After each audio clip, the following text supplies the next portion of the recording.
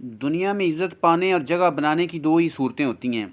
एक वो जो ईरान के बादशाह साइरस आज़म ने दिखाई।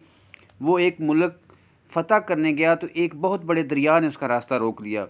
उसने एक दरिया की जगह उसने उस दरिया की जगह कई नहरें निकाल दी तो दरिया ने अपना रुख मोड़ लिया। उसके साथ ही तारीख़ का रुख भी मुड़ गया।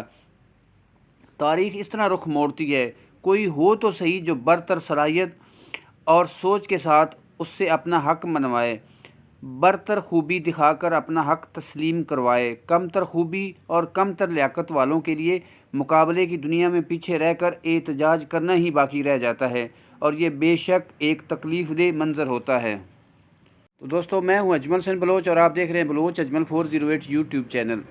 तो जी चाहता है कि मेरे कलम में ऐसे गुर भरे हों जो कामयाबी चाहने वाले हर फ़र्द का हाथ पकड़ें, उन्हें सहलाएं, उनके बिखरे बाल बनाएं, दूसरों की खूबी मानना सिखाएं, उनकी आंखों को यकीन की चमक दिलाएं और उन्हें कामयाबी की राह पर चलाएं। मगर क्या करें, ये मुश्किल नज़र आता है। इसलिए तो वो इराक़ का बद्दू अच्छा लगता है जो एक सफ़र में ऐसे इलाके से गुज़रा जहाँ कैद पड़ा हुआ था और लोग भूख से बिलक रहे थे। उसकी नज़र रेत के एक टीले पर पड़ी तो दिल में ख्याल आया कि काश इसके पास इस टीले के बराबर आटा होता तो वो तमाम आटा इन लोगों को झोलियाँ भर भर के बांट देता। ये सोचकर वो आगे बढ़ गया। कुछ दिनों बाद दुनिया से रुखसत हुआ तो लोगों ने ख्वाब में देखा कि वो बद्दू बेहद खुश है और लोगों से कह रहा है कि देखो अल्लाह ताला कितना रहीम और करीम है, सिर्फ़ अच्छा सोचने पर ही मुझसे इतना खुश हो गया कि अपनी ना ख़त्म होने वाली नेमतों से मुझे नवाज दिया। वैसे तो हम सभी ही कामयाब होना चाहते हैं, मगर अक्सर सूरतों में अपने लिए मतलूबा कामयाबी की कीमत अदा करने के लिए तैयार नहीं होते। ना वो मेहनत ना वो तवज्जो दे पाते हैं जिसके बदले में कामयाबी मिलती है।